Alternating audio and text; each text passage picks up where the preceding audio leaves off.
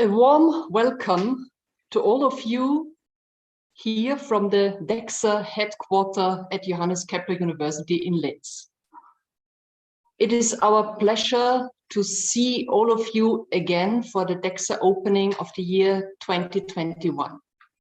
We truly would have hoped that COVID situation allowed us to meet again in person, but I think we have to wait for that for another year.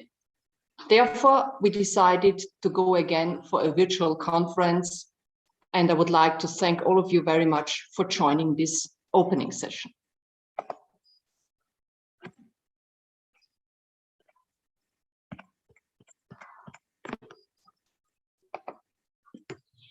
In this opening session, I would like to tell you a few words about the current conference and also about the organizational matters.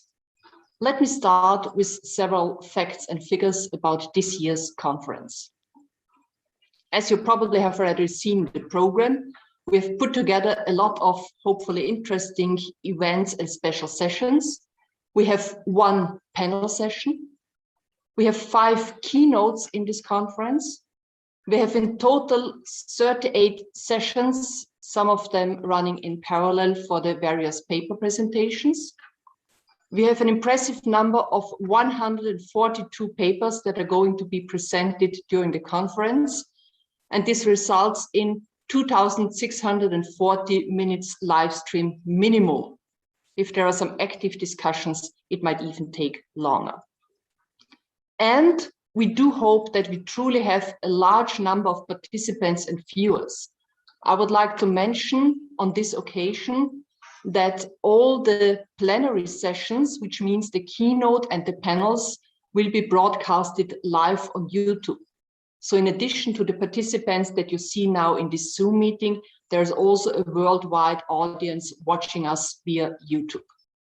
I also would like to mention that we are going to record all the paper presentations and sessions, but those will not be made public available. But if the authors would like to receive copies of their presentation, we can arrange for that. Just contact us. Same information for authors. If you need a written certificate of attendance, please just write to us and we will be happy to provide such a certificate. Talking about the viewers worldwide, we do suffer in virtual conferences a lot in that we can't really see each other. We are missing the chats in the breaks and all the social contacts. As a short compensation, I tried at least to provide some interactive session in this opening session. And you can see here on this print screen from a website, 2 options on how you can participate in this interactive session. We really would like to know, where are you coming from? Where are you currently located? I already entered the information saying that I'm currently in Austria, I'm at the university campus, and I'm in my seminar room or in our seminar room. And I would like to ask you to do the same. For example, saying I'm currently in Germany, in my private home, in my living room, or I'm currently in Taiwan, in my office at the university campus, or I am in Singapore at the research lab in the kitchen, maybe.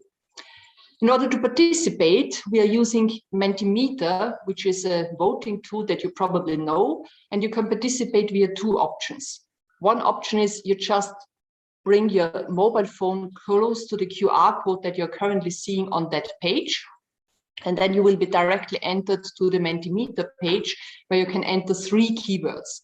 My recommendation is that you do not be too specific in entering your location, but rather general, because this will result in a nice word cloud. So if there's, for example, many more people from Austria, the word will grow bigger. You all know how word clouds work. If a lot of people are from university campus will get bigger, etc., etc. The alternative is that you remember the code that is written on this screen here on this slide, which is 29230153, and you enter this code if you go to the website www.menti.com.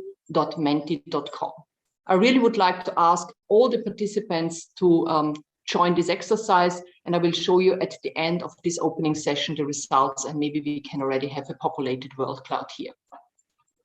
I give you a few more time to either write down the code or take a copy of the QR code.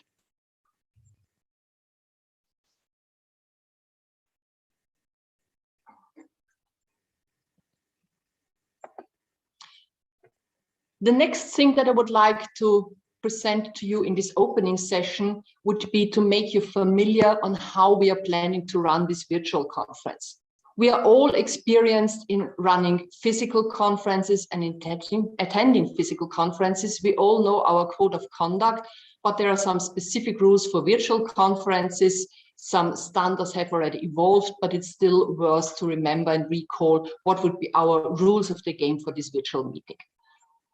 First, you're going to participate then in the individual sessions. The links for the sessions you will find in the program. And as in a physical conference, there will be session chairs. You will recognize them because they have been assigned the role of a co-host for this virtual meeting. And they will act as in a physical session as your moderators. They will call the next speakers. They will handle the question and answer session, etc., etc. So the session chairs, as usual, are the moderators. You recognize them by means of the co-host role. We are also assigning all the speakers in a session with co-host roles. This will allow them to share their presentations. Others are not allowed to share their presentations. The next role that most of you currently are having are participants. And I would kindly ask all the participants to turn video and audio off during the presentations of the speakers in order to avoid any performance problems or any audio feedback and things like that. Session hosts will assist you in technical problems, and you can recognize our session hosts as the hosts of the meeting, but also from the logo that they have. So if you see some person with the DEXA 2021 logo, you can approach this person via the chat. Use the chat for various kinds of interactions, for asking technical questions. You can send private questions to the host. You can send other questions or comments to the others. However, we strongly encourage you, once we split up in the individual parallel sessions, that you ask your questions live to the presenter. I need to adjust my video. Please wait for a moment because I have some problems with Zoom for 2 weeks now. Zoom is always starting with putting me sideways, which looks a little bit weird. So now you should see me back again. Good. So in order to engage in more active and lively sessions, I would like to ask you that during the sessions, if you want to ask questions to the presenters at the end of the talk, please turn on your video, turn on your audio if possible, use the raise your hand function to indicate that you have a question and ask your question live. This is much more lively and entertaining to the audience rather than just typing the questions in the chat. So the standard should be that questions that relate to the content that has been presented will be asked live.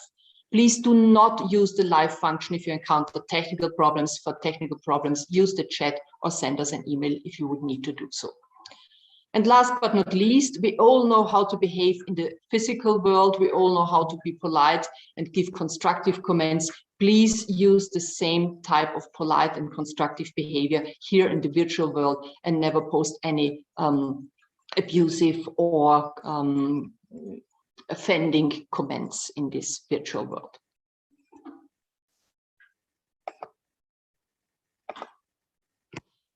As the next part of this opening session, I would like to introduce two of our steering committee co-chairs, which play an important role in shaping DEXA, not only in this year, but also in the past years.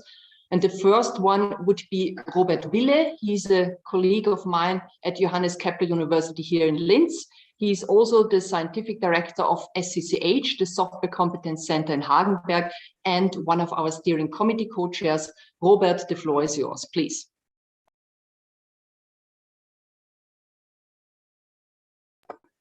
Please unmute yourself. Thank you. Yeah, here we go. So yeah, thanks a lot, Gabi, for the introduction, and also from my end, a very warm welcome to all the attendees.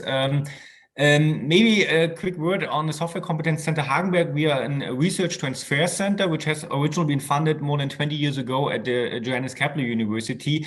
And we are particularly, with our 100 employees so far, we are particularly doing research and technology transfer from academia to practice. We have lots of industrial partners who use results from academia in actual practice.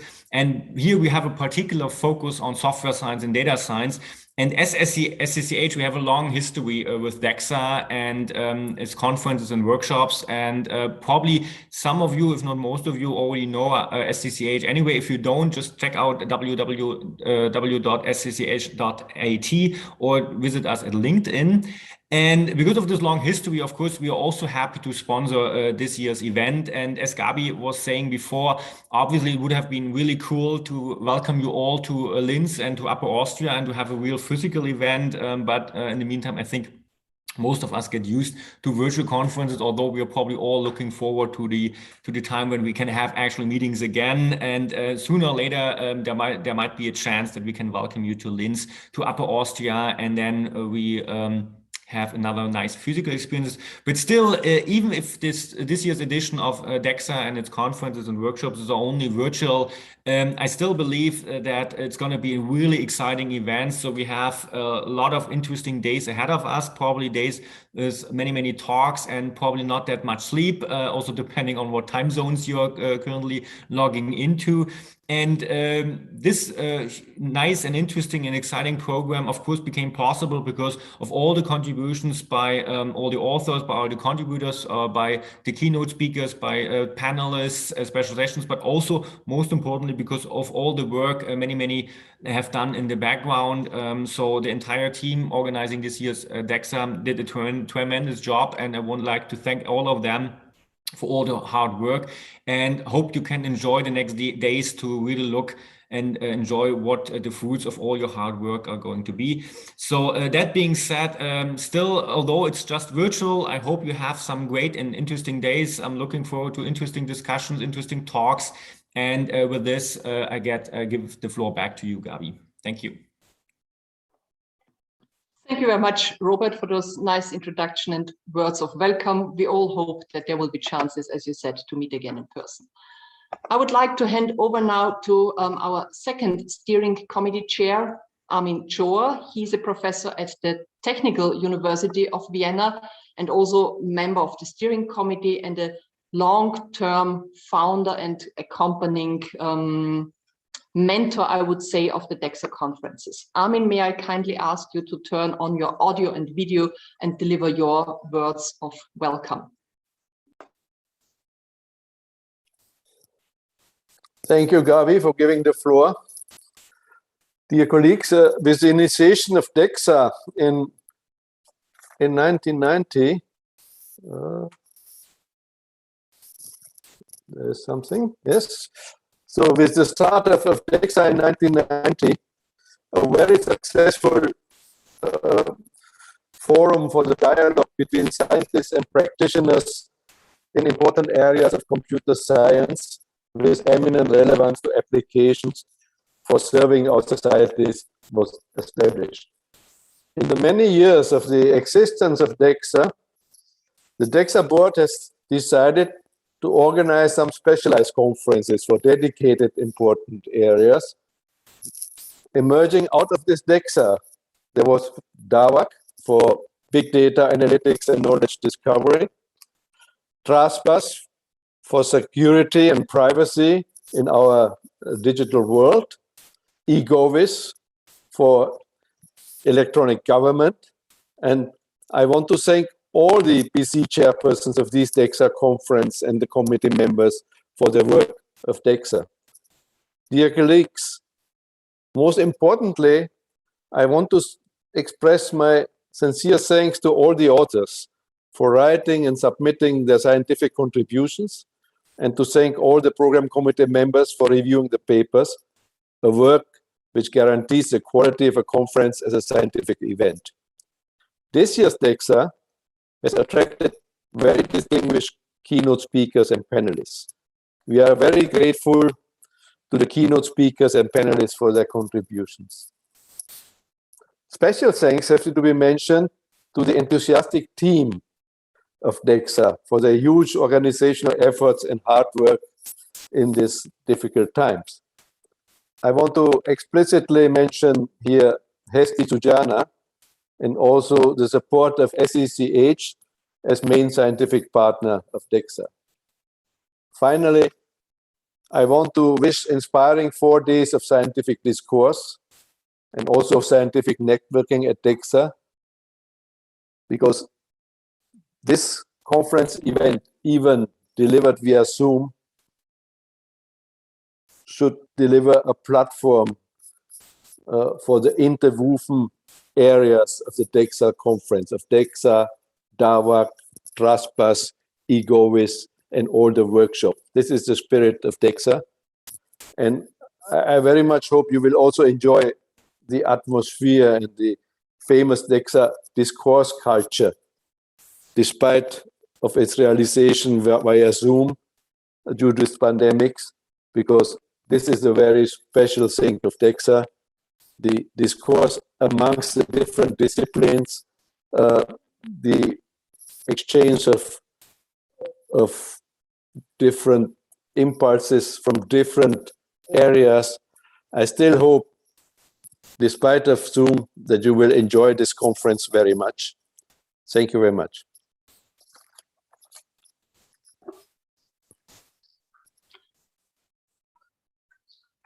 Thank you, Armin, for your kind words.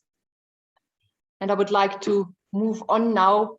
Robert has mentioned it. It will be long days with, for some of us, a little bit of sleep or maybe strange sleeping hours. This is the timeline for the next coming 4 days. We are currently in the opening session. All the timings are at Austrian time. And we will, after the opening, immediately continue with the keynote from Elisa Bertino. This will be the first keynote that we will be listening to. And then in the late afternoon, there are paper sessions for the various conferences, including DEXA, DAWAC, IWCFS, and MLK graphs. We start tomorrow morning, for some people very early, for others already very late, with paper sessions in the whole morning. Then there is a coffee break. And then again, at the same time at 2:30, we have the second keynote by Amit Shet, and we're all looking forward to that as well. And then the day ends again with paper sessions from DEXA and ProTime, where there is also a keynote planned. Next day, Wednesday, starts with paper sessions in the morning. Again, a coffee break or a lunch break or whatever break, whatever time zone you are. And then we have a panel discussion, and I will tell you a little bit about that later on. And then again, paper sessions. Note that on the last day, we start in the morning Austrian time with the keynote number 3 given by Torben Bach-Pedersen. And then we have paper sessions. And I would like to especially highlight the closing session, which will start at 12:30, because at the closing session, at least 3 very important things will take place. We will tell you the winner of the Norman Revell Best Paper Award. We will tell you the winner of the Roland Wagner Best Student Paper Award. And we will tell you the hopefully physical location for DEXA 2022. So please stay with us during the closing session when all those secrets will be revealed. A brief overview of the keynotes. We have just after this opening, Elisa Bertino from Purdue University. She will be talking about privacy in the area of big data, machine learning, IoT, and 5G, which is a very hot and important topic. We have a second keynote, Don't Handicap AI Without Explicit Knowledge, which is also, I think, a very important perspective on artificial AI given by Amit Shet, University of South Carolina, Columbia, USA.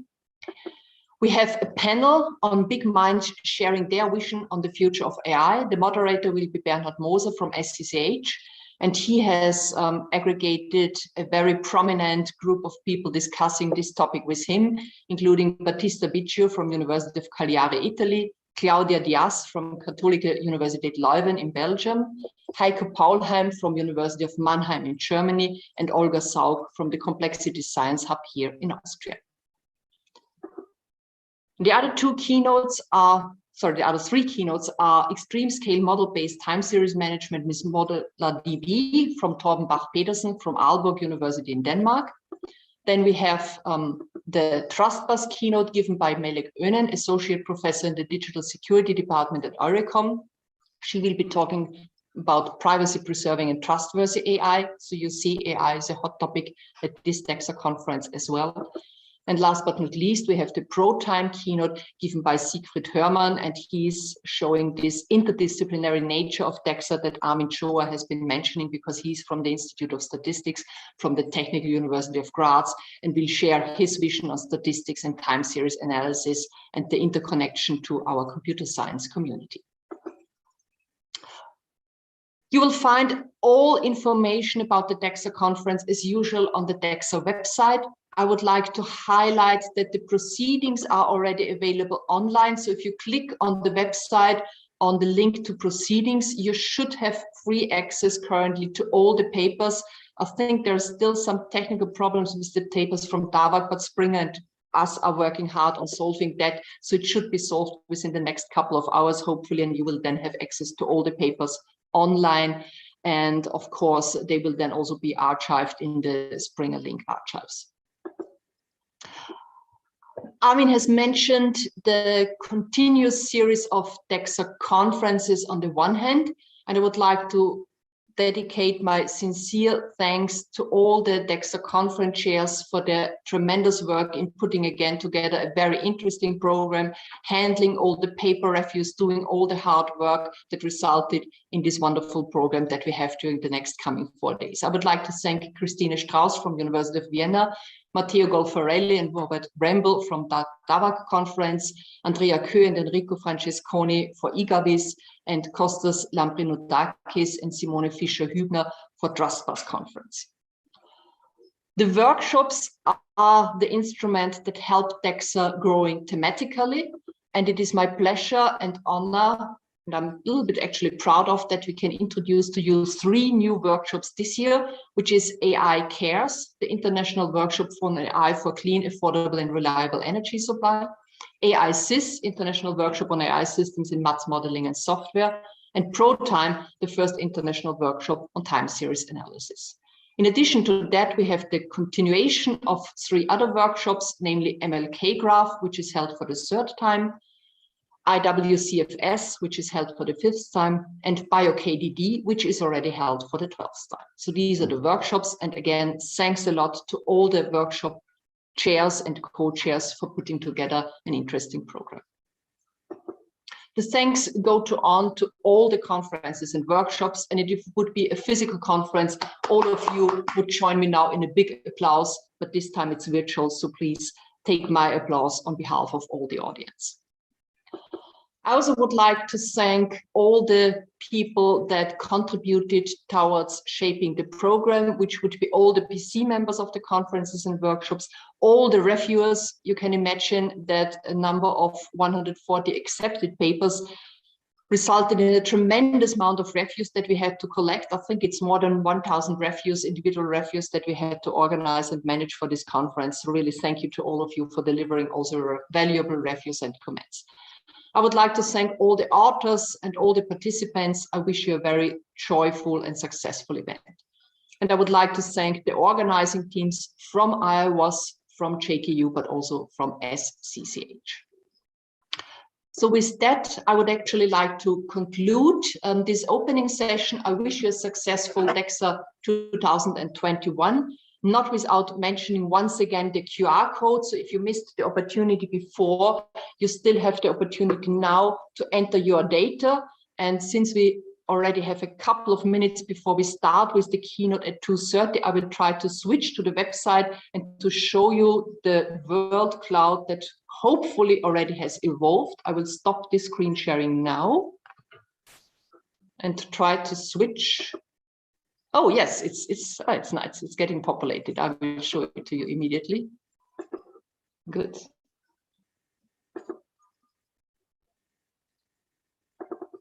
So this is how it looks like. Of course, Austria is a little bit dominant, but yeah, Italy and France are catching up. So if anybody else is from Italy and France, just enter your information. And I think this is becoming a really nice thing. We will keep this actually on during the next 2 days. So whenever you would like to add something, then please enter the data, remember the code, and I will probably repeat this again during the sessions. So in case there are no organizational questions, I think I'm going to stop now talking for some other 5 minutes, and then I will immediately start again introducing our first keynote speaker. So far, enjoy the conference. Thank you very much. And yeah, thank you for participating.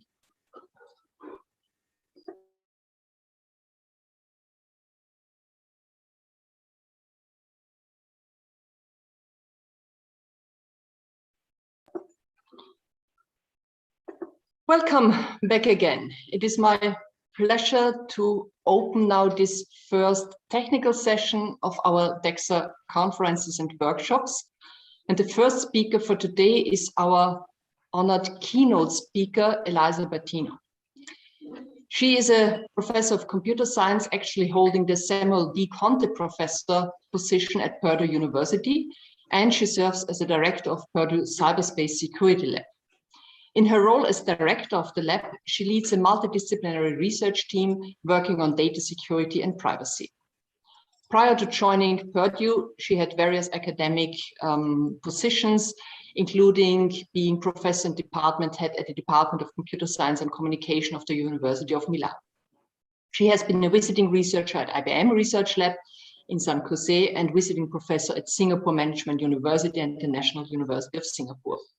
Her recent research focuses on cybersecurity and privacy of cellular networks and IoT systems, as well as edge analytics and machine learning for cybersecurity.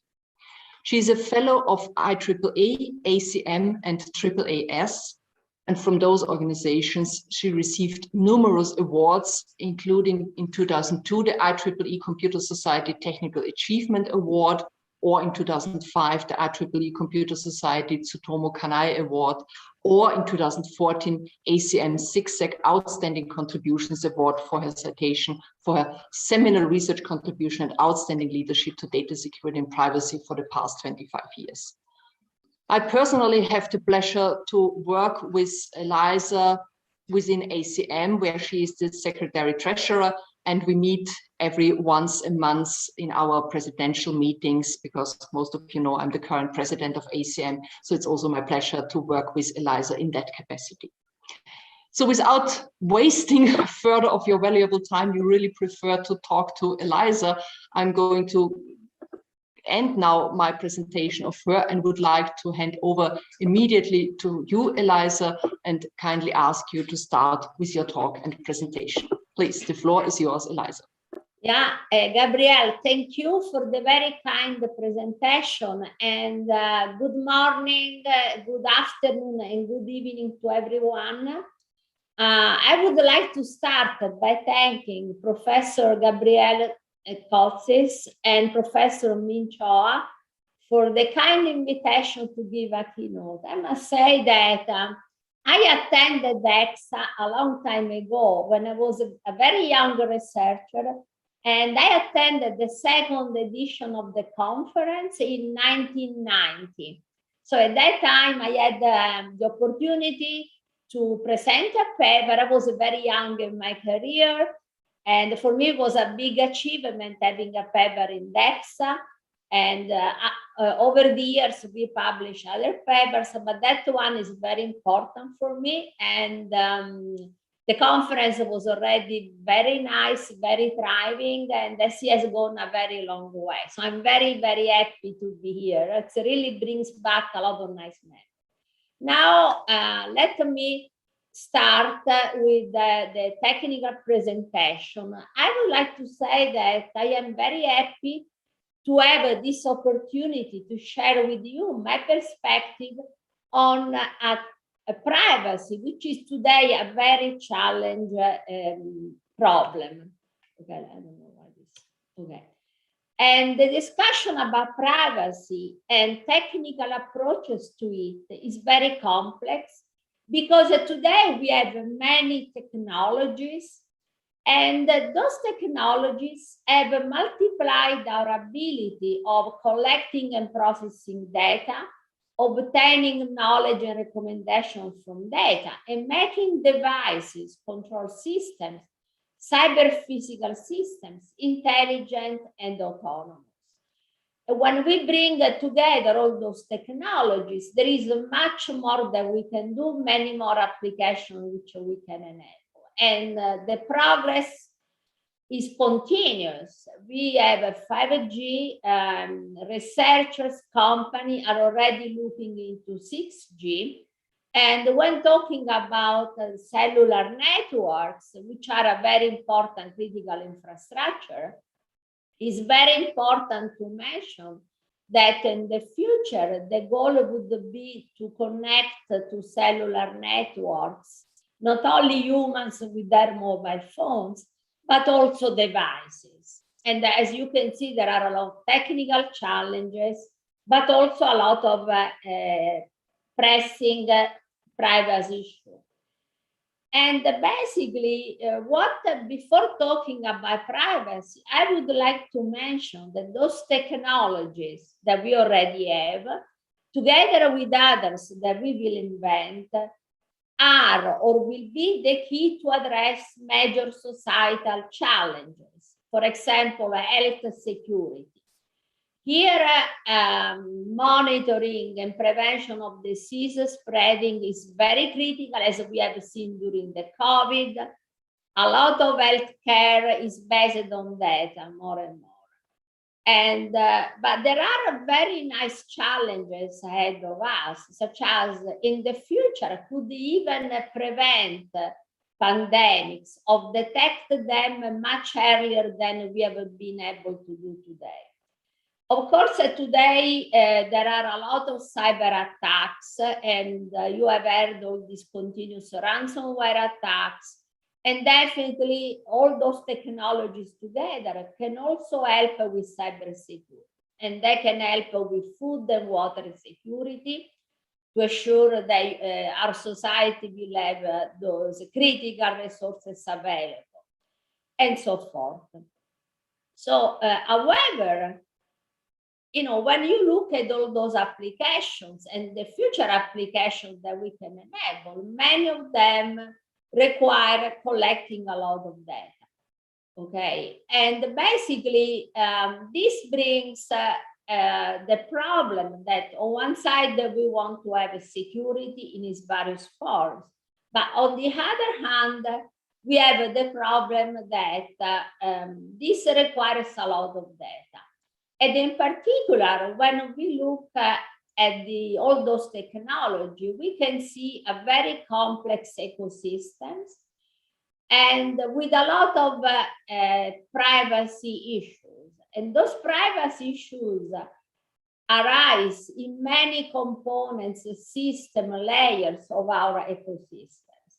Here I list various critical security issues.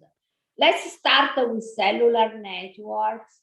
People have shown that by using certain techniques, it's easy to match a mobile user to access point at the physical layer. So they come up with these techniques in which you can infer where a certain user is physically located, if you want, or which access point the user is connected.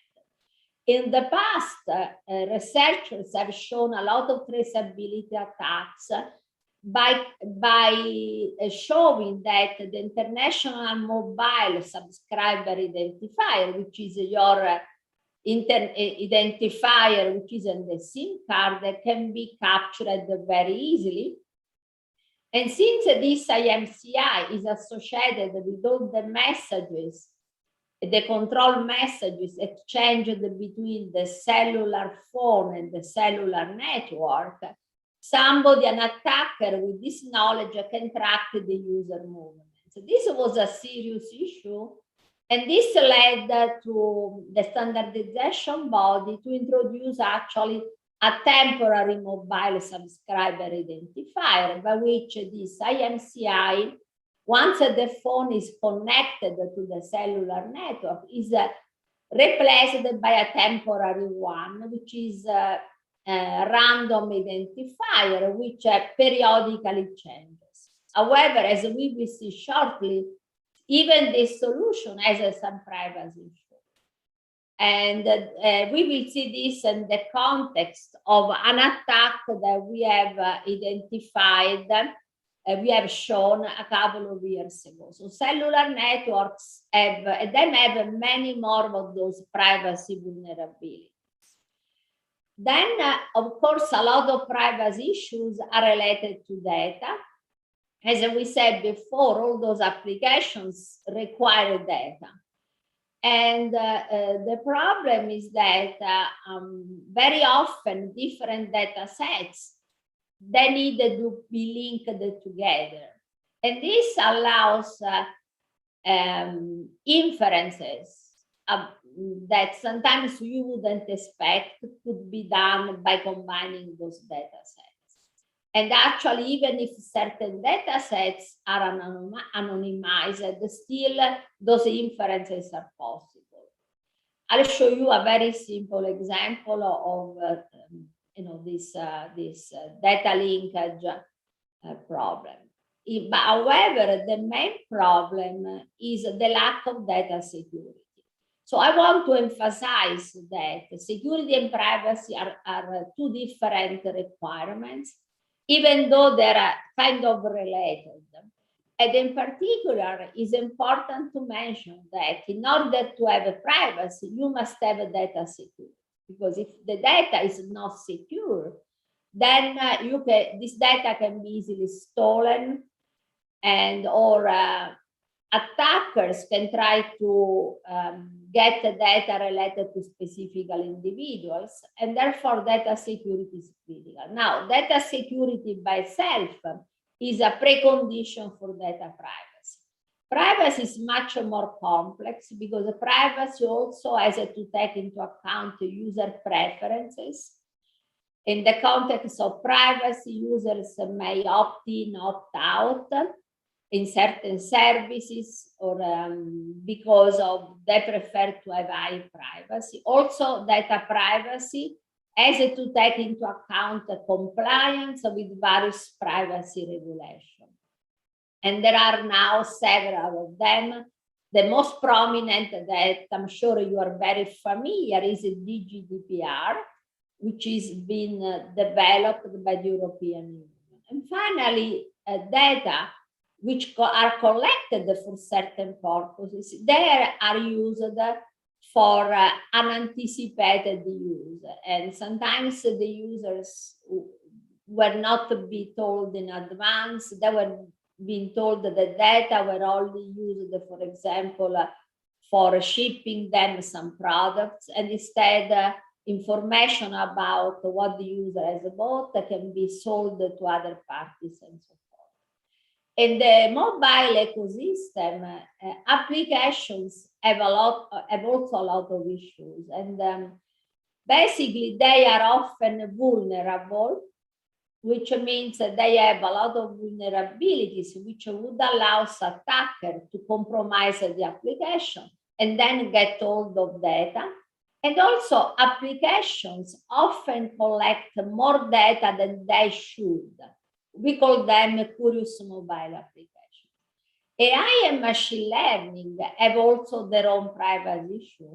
A very well-known category are the so-called inversion attacks. This would allow somebody, by having access to a model which has been trained, to get information about data used for training the machine learning model. And in many applications, of course, this training data can be very sensitive for privacy.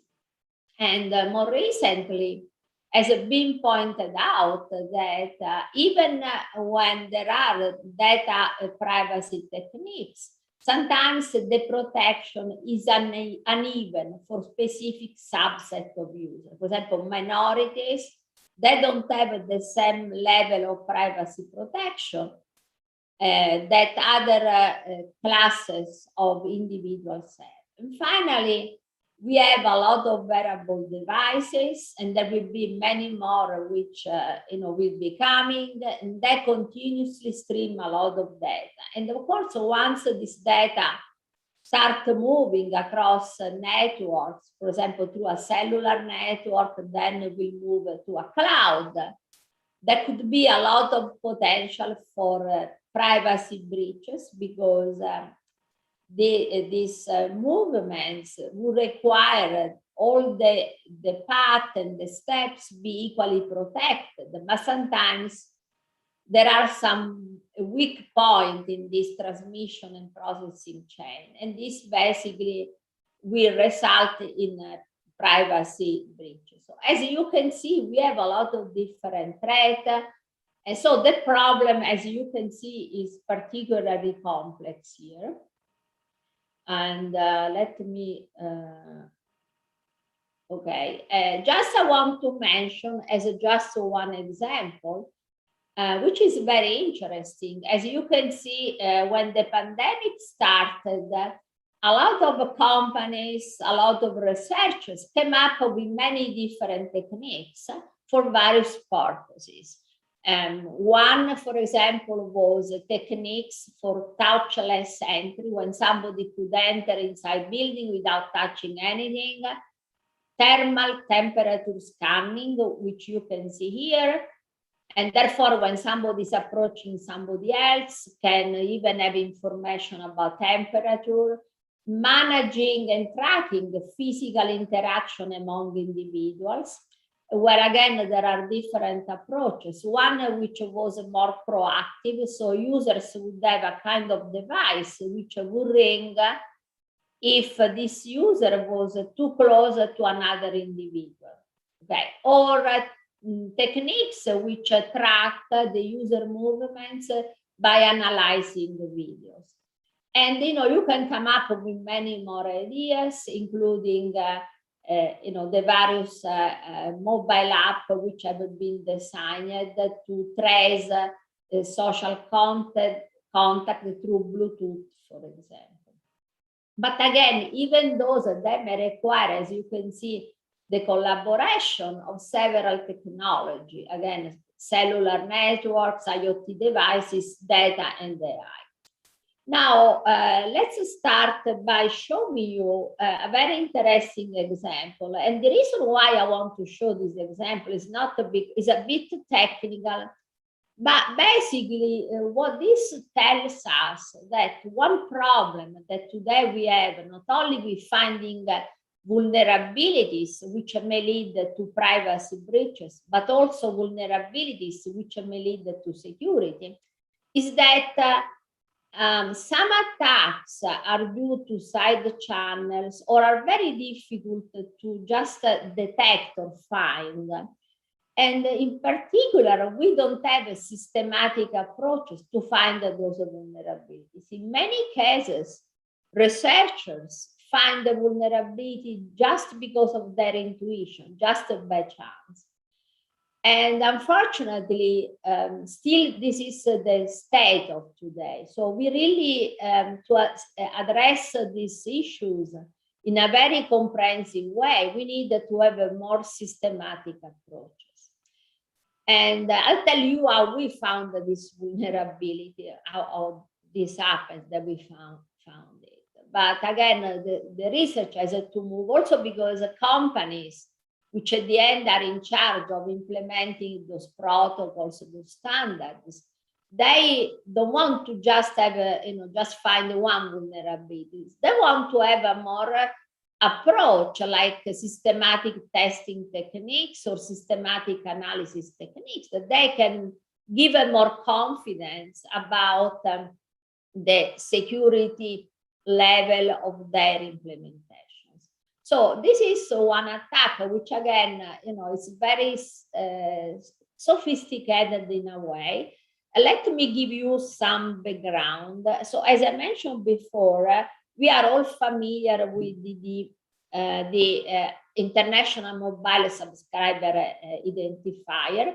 This is recorded in the SIM card. So when you subscribe, you get this identifier, which usually has several digits, 3 or 2, I don't remember now, are for the country. A number of other digits identify the provider, for example, Verizon or AT&T in the US. And the others are the another number which is unique within a given provider.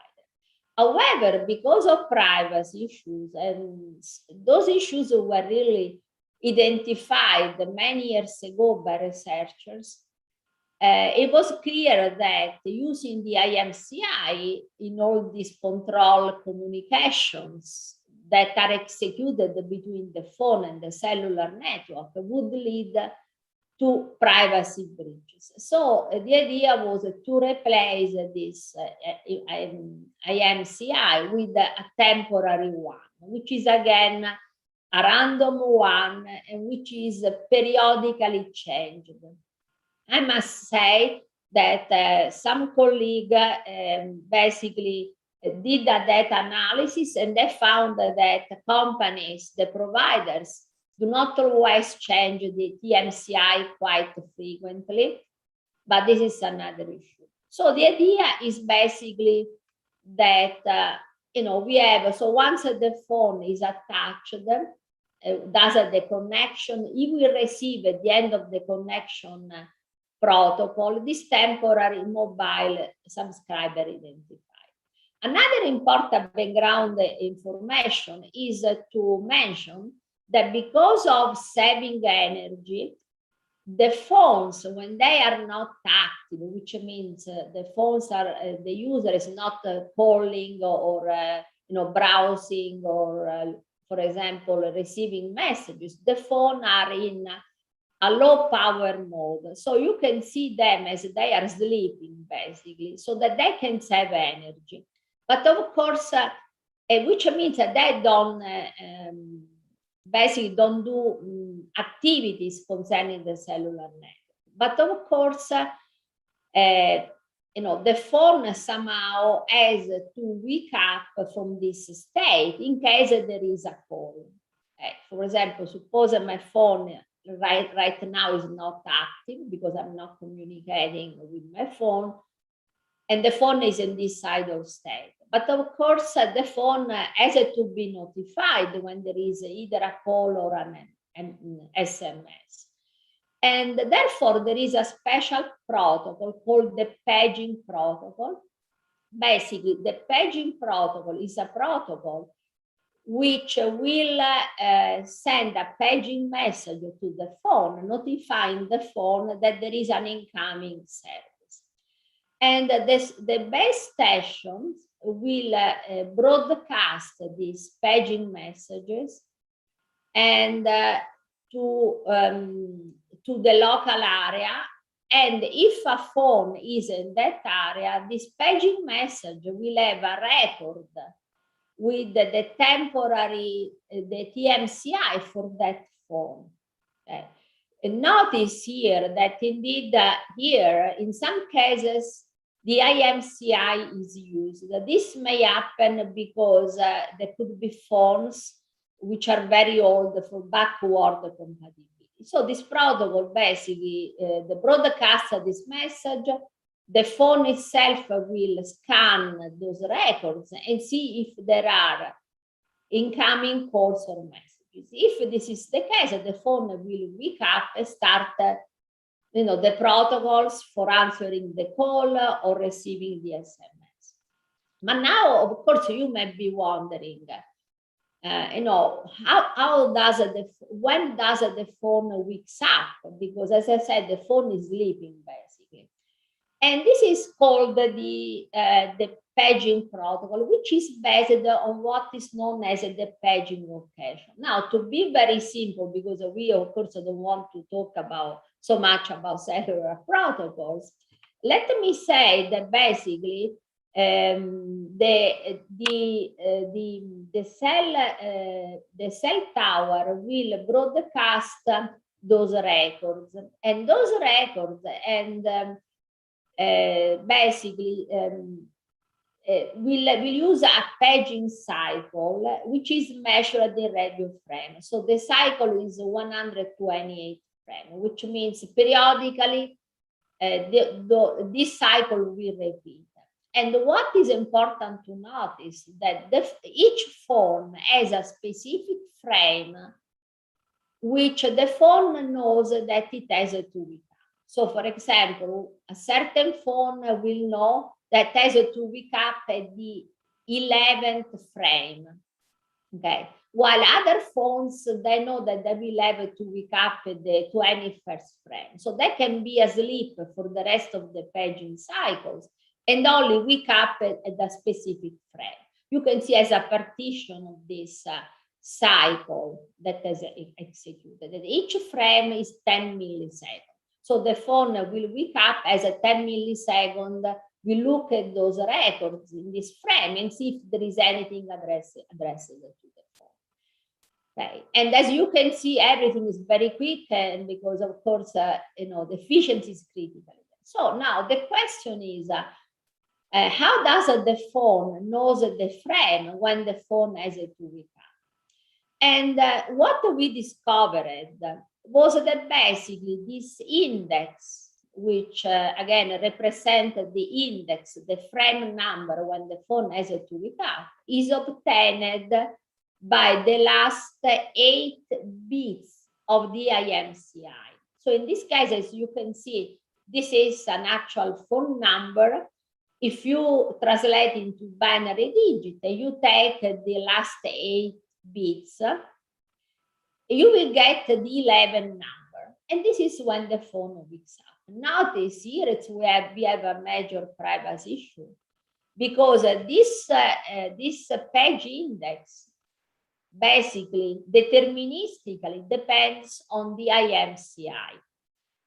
Okay, so once we discovered this, and we say, can an adversary, by only knowing the victim phone numbers or the tweet handle, can identify, track if a certain victim is present in a target area?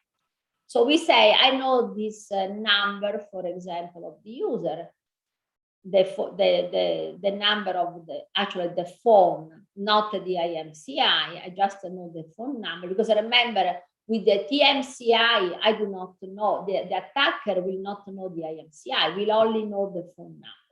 But knowing the phone number, can we then track and determine if a user in a certain location, in a certain area? And our reply was yes. And this is done with this simple attack, really. Actually, it's more complicated. There is a more complex analysis.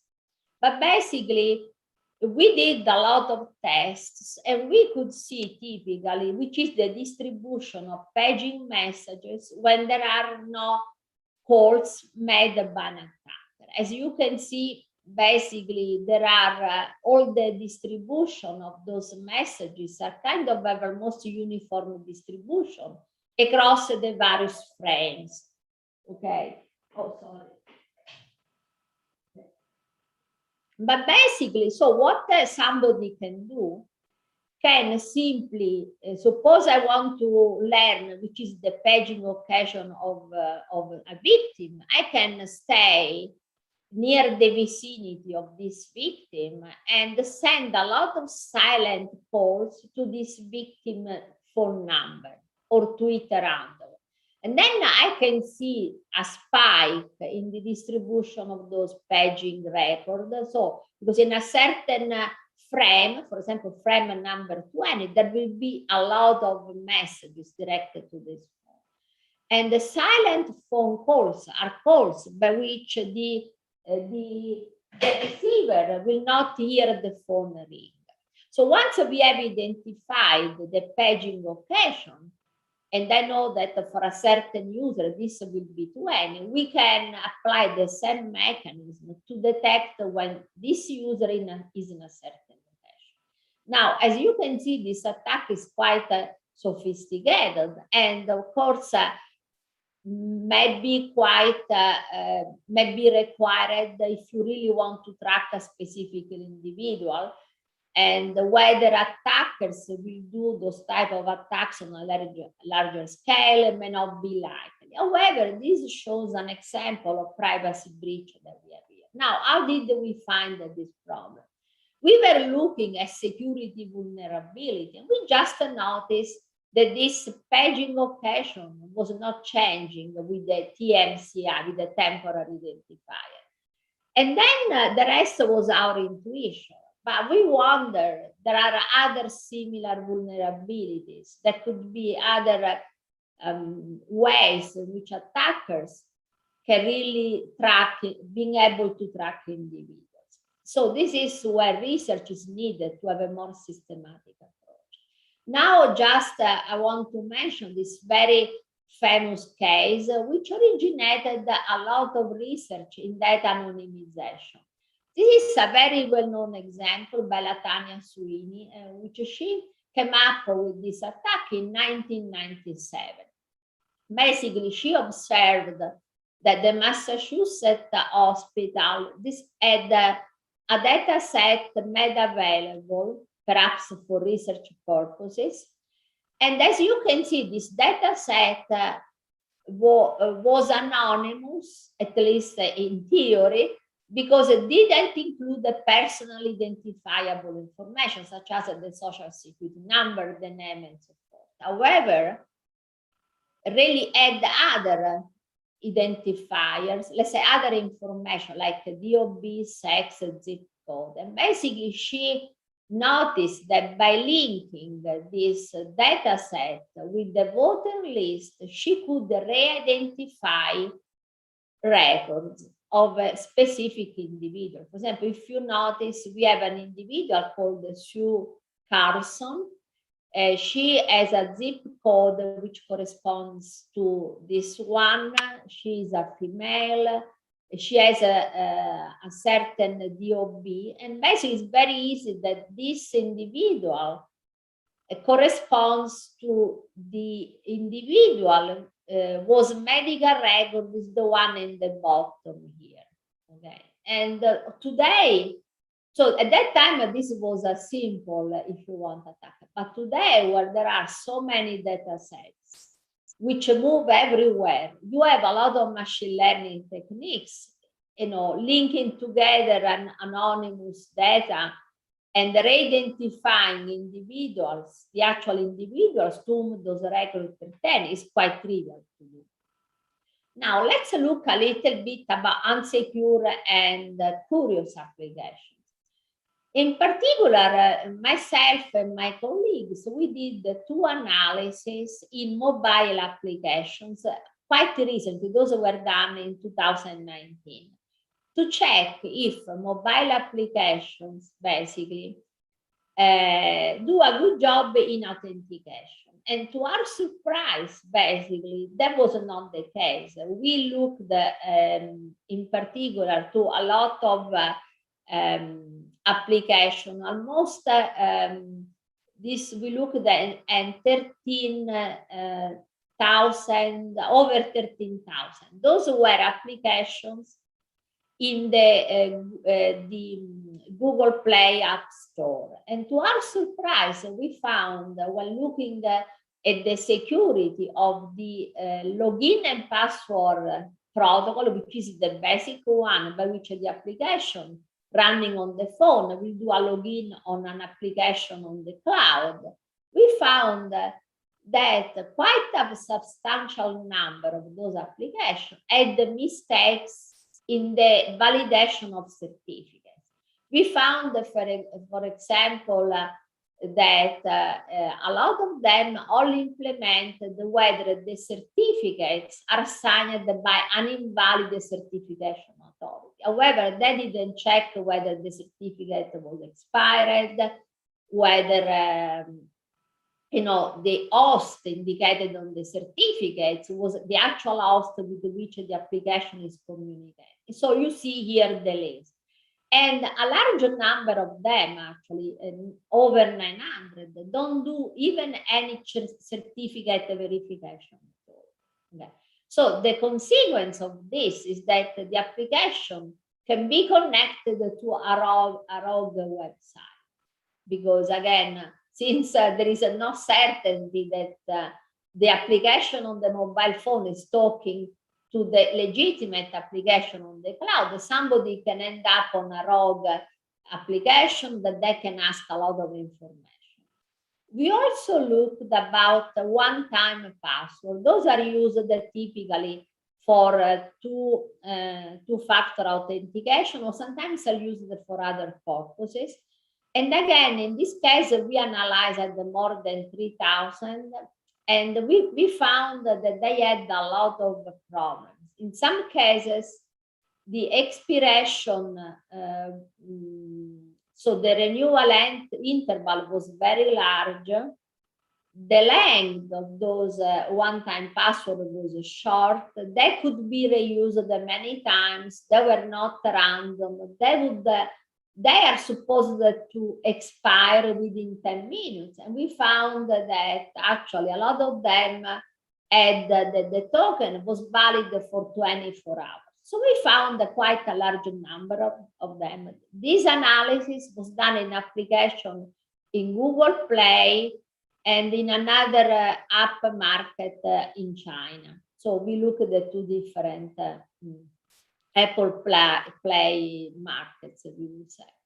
Then, even way back, we looked, this was done in 2014, and we looked at about 250 applications on Google Play, and we found, to our surprise, that even though those applications had to do many different tasks or purposes, all of them, a large number of them, I would say, would always try to get more information, like a contact list, fine-grained location information, or course location information, even though this information was not related with the task of the purpose of the application. And so it seemed like there was this attempt by those applications to collect those additional data anyhow. And this was already a long time ago, in 2014, very early. So as you can see, when you have this problem with this mobile application, then it's not a surprise that we have a privacy issue here. And just for you to see, this is very impressive. This is a map, this is a project quite old. I think it was 5 years old. Again, by Latanya Sweeney from Harvard University, where she created those maps to show where the data end up. So when, for example, healthcare data are collected, for example, from the physician and the hospital, they end up in a lot of different, let's say, organizations. They move quite a lot. So this is really scaring looking at this. In some cases, these data are de-identified. Typically the one, for example, where you have the dotted arrow, but the others are really sent in, with the user, with the individual identity information.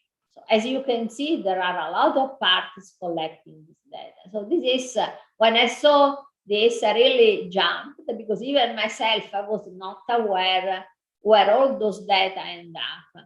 And she developed another similar map, okay, for this time was to show when you do electronic, e-market transaction, where your data end up. I think that this type of studies are very interesting, because at least people can be more aware of what happened to their data, and perhaps they will pay more attention to privacy. But then let me say that when talking about privacy, what happened that, sometimes I heard things like, oh, people really don't care about privacy. That's not true, as we will see. I'll show you some very interesting, data. It's not really data, but something that, some statistics which were collected, which show the users are really very interested about privacy, actually, they care. So given the status, it seems that at this point, with so many possible data breaches that can be exploited, that can be done by attackers, the privacy is long gone. So if you were to look at 1993, perhaps many of you were not even born at that time, you would think that interacting on the internet was very safe, nobody could identify you. But of course, when we look at the beginning already of you know, the 2000, around 2005, 2010, we already saw that there were, now we were aware of privacy issue, and on internet, nobody was anonymous. So what we can do, because of course, that's the other question, what should we do? Let me say that, first of all, we have a lot of privacy preserving technology. So it's not that there is not technology. Actually, there are a lot of them. For example, there are privacy preserving data linkage techniques. People are doing research on protecting against AI model inversion. There are techniques for privacy preserving AI. And there are techniques like network anonymizer, which I must actually point out that those anonymize typically your IP address, don't provide you anonymity at the application level. Cryptographic techniques keep improving. There are more practical secure multi-party computation techniques, homomorphic encryption, is moving forward, which then would allow to do computation on encrypted data, so data cannot be, don't need it to be decrypted, and this is particularly relevant when those data are processed on cloud. We have a privacy-preserving digital identity management, including pseudonym system. And we have even some more sophisticated or strange techniques that I'm going to present, just to give you, show you something different, and also is related to work, which we did kind of some time ago, a long time ago, but now it seems very relevant.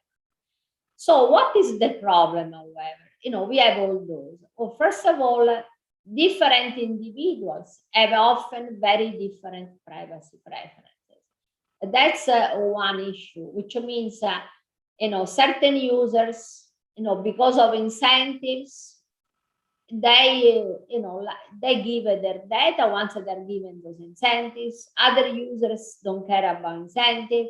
So you have to have a kind of fine-grained approach to privacy, which is, again, user-specific.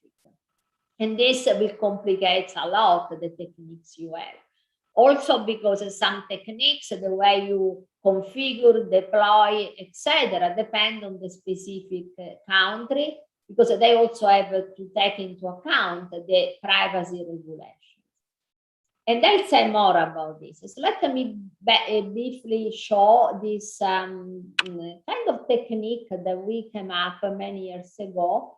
But today, this is kind of becoming more relevant. And this is the problem of these wearable and devices, where the market is very active today. So, 20 years ago, you didn't have all those type of devices, but now you can see that there are a lot of those wearable devices, which can be even very small in size. You go from micro level to macro, and they cover different applications, including electrocardiogram, looking at the heart rate, or this RR interval. They're used for fitness, but also for medical. And what they do, they collect a lot of data, and this data are sent to the phone, typically, and then to the cloud. But let me say that more and more those devices, perhaps not the very small one, they will directly communicate with cellular networks. And in fact, the 4G LTE has a version of it just for IoT devices. And the 6G, the new generation, has been designed with those devices in mind, so that they can be directly connected to cellular networks. They can communicate among themselves. Okay, so in our work, we wanted to take into account, at that time, we didn't have all those devices, but we wanted basically to say what happened with this data.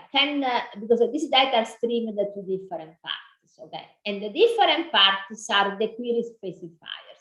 Those are various parties that for different reasons may need to look at your data. They can be law enforcement agencies, restaurants, healthcare, fitness organizations, and so forth. So we have on one side the data providers, which are the devices which really make your body a very large source of data. And then the query specifier, which are the parties which want to look at those data. And so the question, we wanted to allow different users to provide the different preferences. For example, here we can see two users, John and Mary, and they have different preferences. For example, John, Mary doesn't want to send their data. John requires data to be sent to the doctor, nurse on duty, and also to some health improvement service. On the other side, Mary only wants to send the data to the doctor and to some health improvement service. So they have a different preference. So you want to make sure that those preferences are complied with and data get to only the parties that the patients have indicated. And of course, the non-malicious party has access to this data. What is interesting that these preferences may change based on context. Indeed, a very important work by Ellen Nissenbaum shown that privacy is contextual. Depending on your context, your privacy preferences may change. So we wanted to accommodate this. So we came up with an approach in which basically when this data is streamed from your, let's say, wearable or from your mobile phone, in addition to the data, we send specific metadata called the security punctuation, identified here in those moving boxes by the black ones. And this security punctuation indicates a security permission which applies to all the subsequent data until there is another security punctuation. So in this way, basically, the data come together with the user permissions about the data, who should receive this data, and those permissions may change over time. And therefore, once this data are received by some cloud or the party in charge of processing the data, this party will take care of the user privacy preferences and basically will forward this data according to your preference, to the preferences of the user.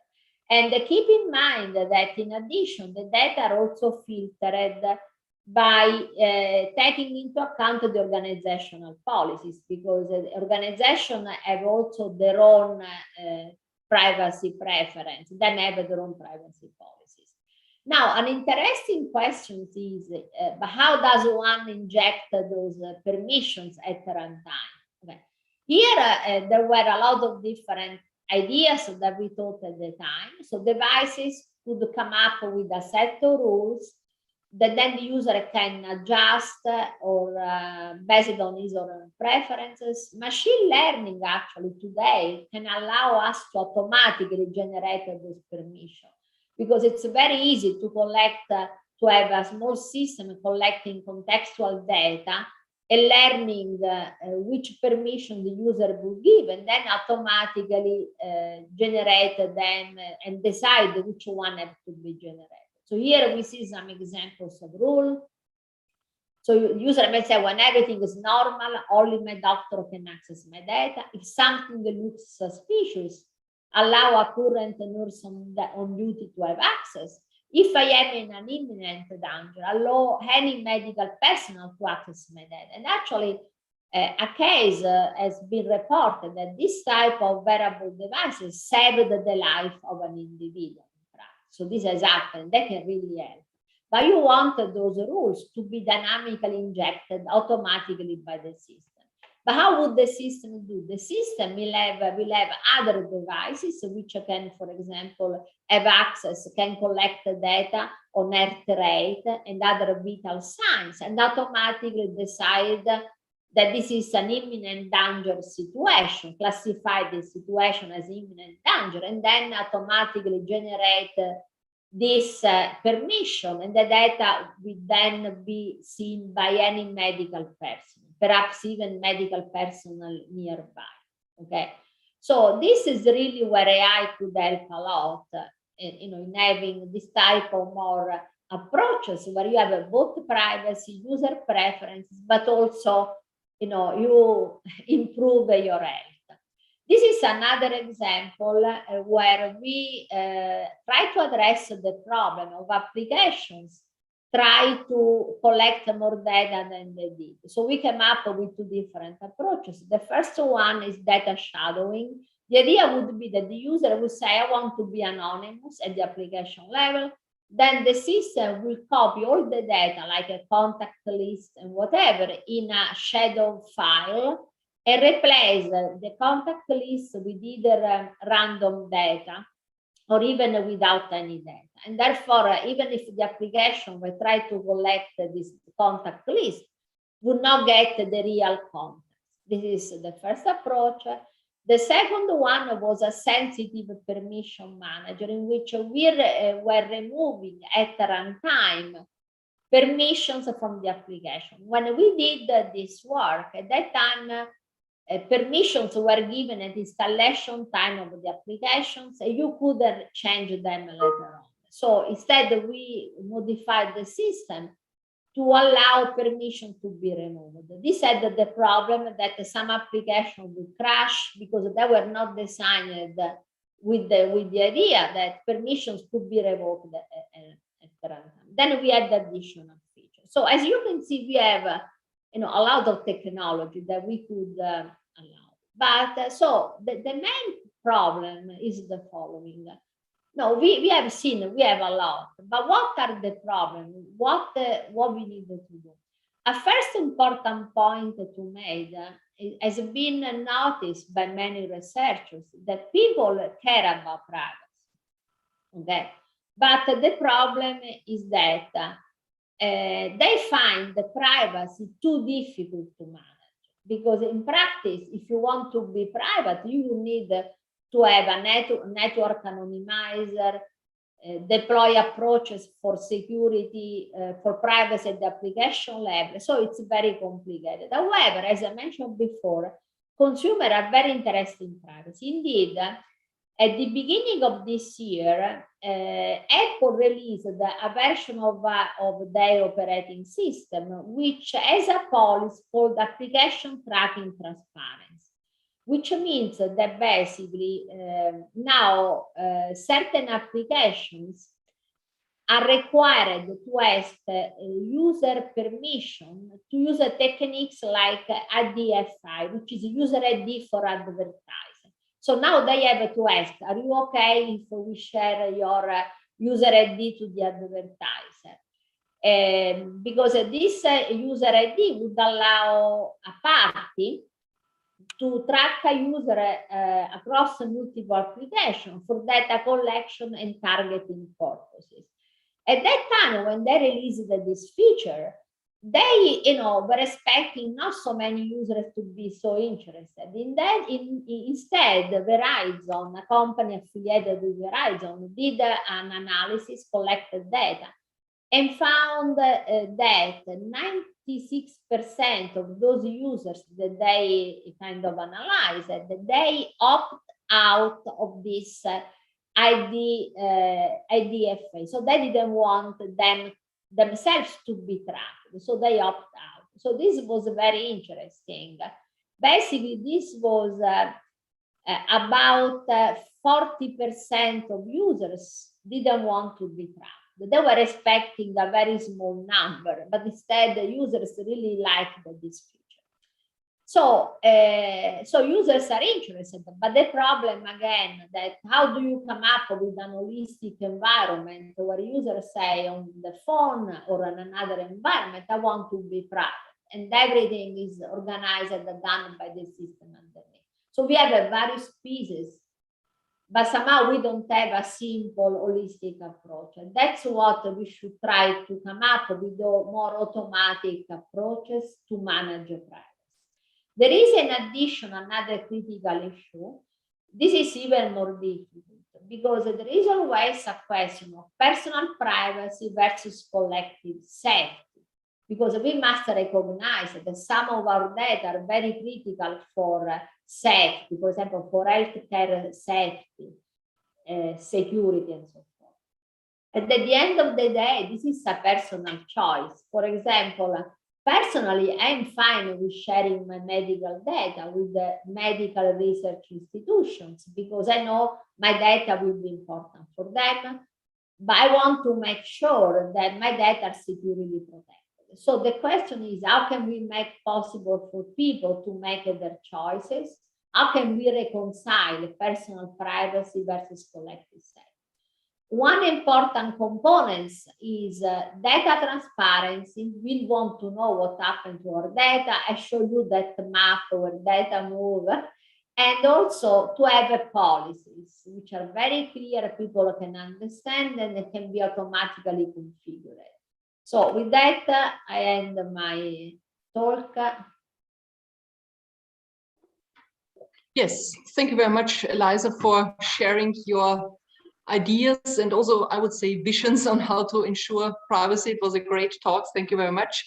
I think we have time for a couple of questions. I would suggest, since we are a pretty large group, that you just type me in the chat if you would like to ask a question, and then I will call you in the order of questions arising. And while you have your time for writing the me's, maybe I can start with a question which is a non-technical one, but both the rules that you have mentioned, as well as this choice between private and collective safety, requires several knowledge and education among the users. How would we provide them with that kind of knowledge? Would it be a general education, or should each application tell the users about the consequences? How is your idea on that?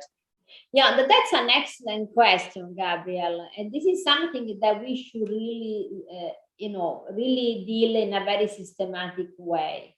Okay. And I think education is required, at least here, for example, in the US, in some high schools around our area, already children are taught about security and privacy also. But in particular, for that type of individuals who are very young, their parents have to be educated.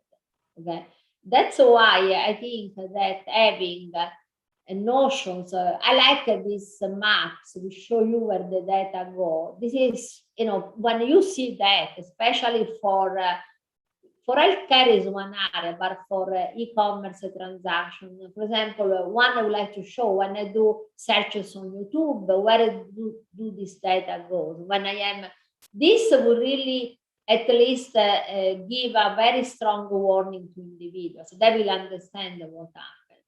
This would be the first step, but one has to collect those data and show exactly this is really what happens in real life. Okay.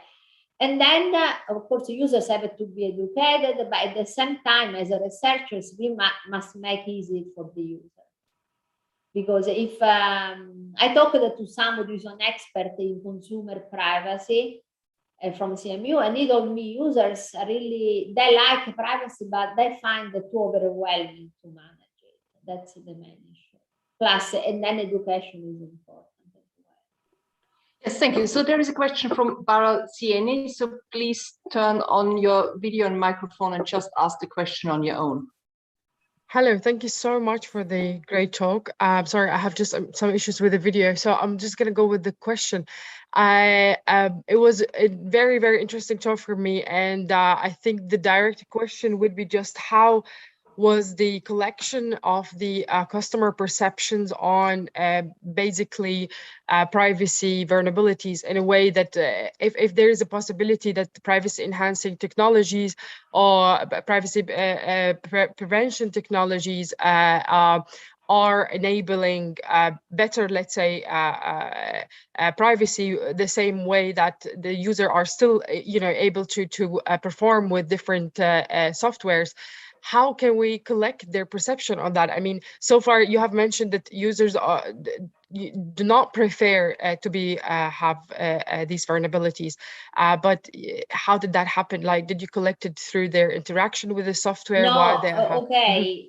So what I point, that's an excellent question, because the data is always a critical issue when we do this research. So basically, there are this data that were collected from this Verizon. I mean, it's actually a company which does analytics, and they collect the data because they just observed how many users opted out of these features, which would allow other parties to track their application. So just to look at what they opted out. Okay, so that was very easy for them to collect this data. Concerning the fact that instead the other point I made is that users like privacy, but they find it too complex to manage. This is a result done by this research group. I can send you the name of this professor, but they do a lot of user studies, user questionnaires. They ask users and say, you know, do this type of studies. They put groups of users together and have questionnaires and things like this. It's not that you easily find the data about this problem. Yeah, thank you so much. Yes, please, if you can share with me the name. Yeah, I'll send me really an email. I'll send you the name of this researcher, because he's really a top expert on consumer privacy and policies as well. Amazing. Thank you so much. I appreciate it. I'll send the email here. Okay. Yeah, thank you. Okay. Thank you very much. Are there any further questions or comments to Elisa?